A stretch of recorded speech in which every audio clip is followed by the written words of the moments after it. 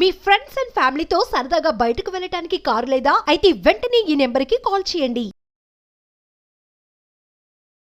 తిరుపతిలో వైకుంఠ ద్వార దర్శన టోకన్ల జారీ కేంద్రాల వద్ద విషాదం నెలకొంది. ఈ ఒక్క కేంద్రాల వద్ద తొక్కిసలాట జరిగినటువంటి నేపథ్యంలోనే దాదాపు ఆ తొక్కిసలాటలో 4 చనిపోయినట్టు తెలుస్తోంది.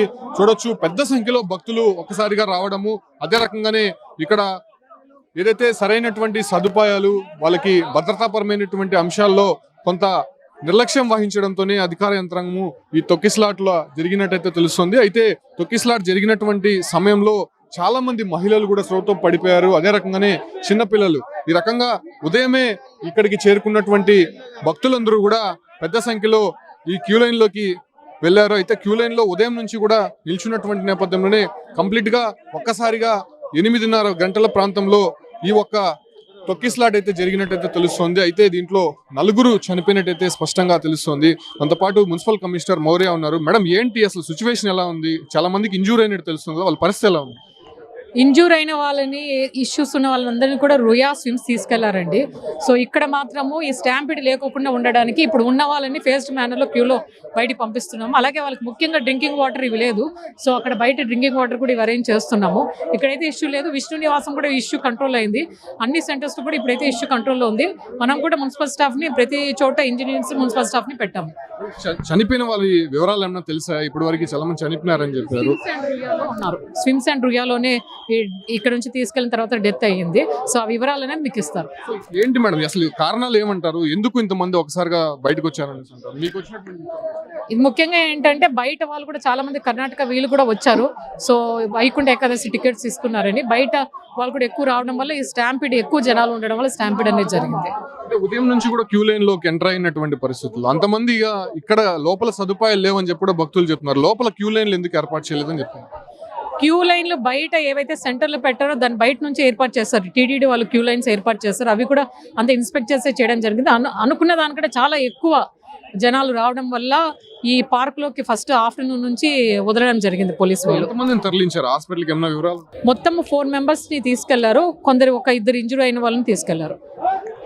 జరిగినటువంటి ఇన్సిడెంట్ నేపథ్యంలో దాదాపు చాలా మంది భక్తుల్ని ఇక్కడ ఇంజూరీ అయినటువంటి నేపథ్యంలో వాళ్ళంతా కూడా తీసుకుని హాస్పిటల్కి వెళ్ళినట్టు తెలుస్తుంది. అంటే సీరియస్ ఇంజూరీ అయినటువంటి వాళ్ళని స్విమ్స్ హాస్పిటల్కి తీసుకెళ్ళినట్టయితే సమాచారం ఉంటుంది. మనం చూడొచ్చు, పెద్ద సంఖ్యలో భక్తులందరూ కూడా ఇక్కడ నిలబడినటువంటి దృశ్యాలు చూస్తున్నాము. అయితే ఇక్కడ ప్రధానంగా మనం ఒకటి గమనిస్తే క్యూ లైన్లు అనేది ఇక్కడ ఏర్పాటు చేయలేదు. అంటే ప్రధానంగా తిరుపతిలో 8 కేంద్రాలు ఏర్పాటు చేశారు. 8 కేంద్రాలకు సంబంధించి క్యూ లైన్లు కొన్ని కేంద్రాల్లో మాత్రమే ఏర్పాటు చేసినట్టు తెలుస్తుంది. అయితే కొన్ని కేంద్రాల్లో క్యూ లైన్లు ఏర్పాటు చేయడానికి కొంత కానటువంటి పరిస్థితుల్లోనే ఇలా పెద్ద సంఖ్యలో భక్తులు ఒక్కసారిగా రావడము, అయితే ఒకరిపై ఒకరు పడి అక్కడ తొక్కిసలాట జరిగినటువంటి సందర్భాలు అయితే మనం చూస్తూ ఉన్నాము. చూడొచ్చు, భక్తులు అటువైపు నుంచి ఇక క్యూ లైన్ లోకి ఎంటర్ అవ్వాల్సి ఉంది. క్యూ లైన్ లోకి ఎంటర్ అవ్వగానే వాళ్ళకి దాదాపు ఒక 1/2 కిలోమీటర్ వరకు క్యూ లైన్ ఉంటుంది. ఆ 1/2 కిలోమీటర్ లోపలికి వెళ్తే రామానాయుడు స్కూల్లో టికెట్లు జారీ చేసేటువంటి అవకాశం అయితే కనిపిస్తుంది. అయితే భక్తులు మాత్రం వాళ్ళ సంబంధించినటువంటి బంధువులు, స్నేహితులు కూడా కొంత మిస్ అయినటువంటి పరిస్థితి. వాళ్ళకి సంబంధించి కూడా అక్కడ కనుక్కోవడానికి కొంత ఇబ్బందికర పరిస్థితులు. అయితే ఎవరికి ఏమైందో తెలియనటువంటి పరిస్థితి కూడా ఇప్పుడుగా నెలకొందని చెప్పుకోవచ్చు. ఎందుకంటే చాలా మంది ఇంజూర్ అయ్యారు, అదే రకంగానే కొంతమంది చనిపోయినటువంటి పరిస్థితులు. దాదాపు 4 చనిపోయినట్టయితే మాత్రం ఇప్పటికీ ధృవీకరించారు. కాబట్టి సో ఆ రకంగా ఏంటి అనే విషయాలపైన కూడా ఇప్పటివరకు వాళ్ళకి అర్థం కానటువంటి పరిస్థితి. చూడొచ్చు, భక్తులు పెద్ద సంఖ్యలో వస్తూనే ఉన్నారు. అసలు ఎటువైపు నుంచి ఏ ప్రమాదం పొంచి వస్తుందో అనే ఆందోళనలో అయితే మాత్రం భక్తులు ఉన్నారని చెప్పుకోవచ్చు. అయితే ఉదయం 6 గంటల నుంచే కూడా క్యూ లైన్ లోకి భక్తులు ఎంటర్ అయిపోయారు. సాధారణంగా మధ్యాహ్నం పైన వస్తారని పోలీసులు భావించారు. అయితే ఉదయం నుంచే కూడా భక్తుల తాకిడి అధికంగా ఉండడము, అదే రకంగానే ఇక్కడ స్థాయికి మించి, ఇక్కడ కెపాసిటీకి మించి భక్తులు పెద్ద సంఖ్యలో రావడంతోనే ఇటువంటి ఘటన అయితే చోటు చేసుకున్నట్టు తెలుస్తుంది.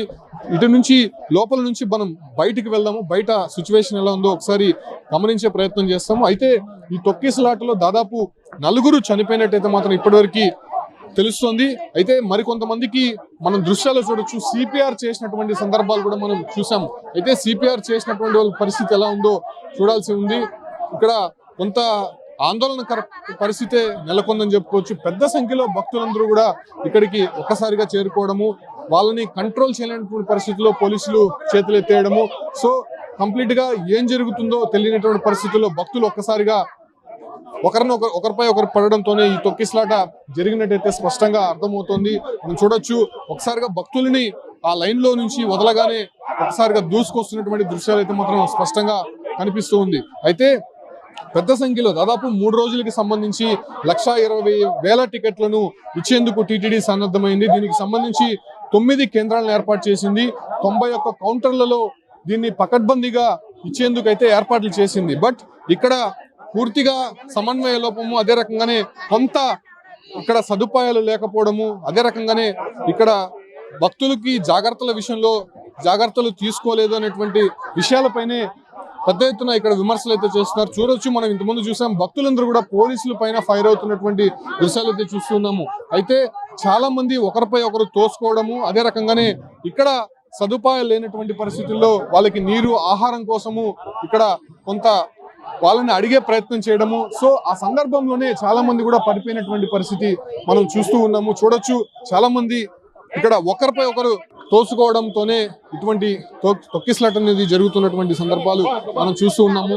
పెద్ద సంఖ్యలో భక్తులు ఇక్కడికి రావడము, వాళ్ళని కొంత కంట్రోల్ చేయలేనటువంటి పరిస్థితులు ఇక్కడ సిచ్యువేషన్ అయితే మారిందని చెప్పుకోవచ్చు. కంప్లీట్ గా ఇక్కడ చూడొచ్చు, గమనించవచ్చు. ఈ బారికేట్లకు తర్వాత కూడా అంటే లోపల ఎంతమంది భక్తులు ఉన్నారో అంతే సంఖ్యలో బయట కూడా భక్తులు వేచి ఉన్నారు.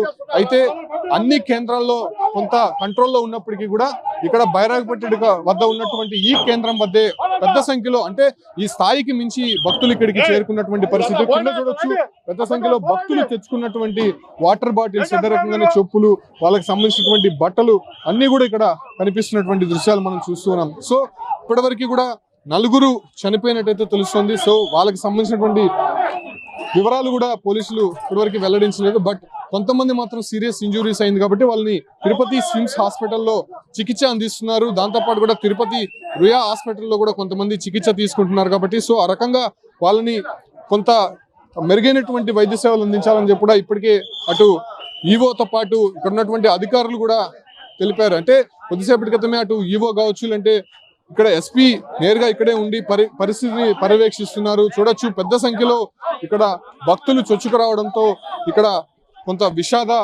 ఘటన అయితే చోటు చేసుకుంది. ఈ ఘటనకి సంబంధించి ఇప్పటికే పోలీసులు కొద్దిగా భారీగా చేరుకున్నారని చెప్పుకోవచ్చు. ఎందుకంటే ముందస్తు చర్యల్లో భాగంగా అన్ని కేంద్రాల వద్ద ఉన్నటువంటి కొంతమంది పోలీసులు కూడా ఈ ఒక్క కేంద్రాల వద్దకి తరలిస్తున్నటువంటి దృశ్యాలు అయితే మనం చూస్తూ ఉన్నాము.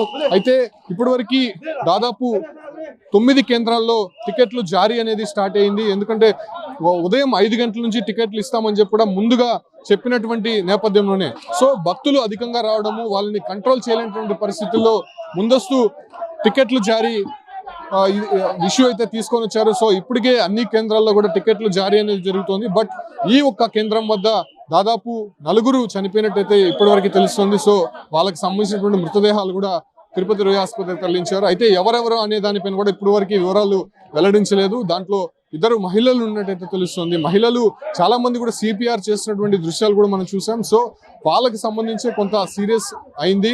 ఎందుకంటే ఈ ఒక్క గేట్ ఏదైతే ఉందో ఆ గేట్ వద్ద ఒక మహిళకి కొంత సొమ్మసిల్లి పడిపోయినటువంటి పరిస్థితుల్లో ఆ మహిళని బయటికి తీసుకొచ్చేందుకు జస్ట్ కొంత గేట్ అనేది ఓపెన్ చేశారు. గేట్ ఓపెన్ చేసిన తర్వాత ఒక్కసారిగా లోపల నుంచి భక్తులు చొచ్చుకొని రావడము, సో ఆ ఒక్క రావడంతోనే ఒకరిపై ఒకరు పడిపోవడము, దాంతో తొక్కిసలాట అనేది జరిగింది. దాంతో అక్కడ నుంచి లేవలేనటువంటి పరిస్థితుల్లో కొంతమంది కిందనే ఉండిపోయారు కాబట్టి వాళ్ళపై నుంచి భక్తులు పెద్ద సంఖ్యలో తొక్కుకుంటూ వెళ్ళిపోవడము, వాళ్ళని కంప్లీట్ గా బ్రీతింగ్ ఆడకపోవడంతోనే ఇటువంటి ఘటన చోటు చేసుకునేటైతే స్పష్టంగా తెలుస్తుంది. సో ప్రస్తుతం ఇక్కడ జరిగినటువంటి ఘటన నేపథ్యంలోనే మిగతా కేంద్రాల వద్ద కొంత అలర్ట్ అయినటువంటి పరిస్థితి. చాలా మందిని కూడా కొంత జాగ్రత్తలు తీసుకొని ఇక మీదట ఇలాంటివి జరగకుండా దాదాపు ఈ ఒక్క 9 కేంద్రాల్లో ఇవాళ రేపు కూడా టికెట్లు జారీ అవుతాయి కాబట్టి సో అలాంటి ఘటనలు మళ్ళీ పునరావృతం కాకుండా పోలీసులు గట్టి చర్యలు చేపట్టేందుకు ఇక్కడ సిద్ధమైనటువంటి పరిస్థితి. ప్రస్తుతం ఇంజూర్ అయినటువంటి వారిని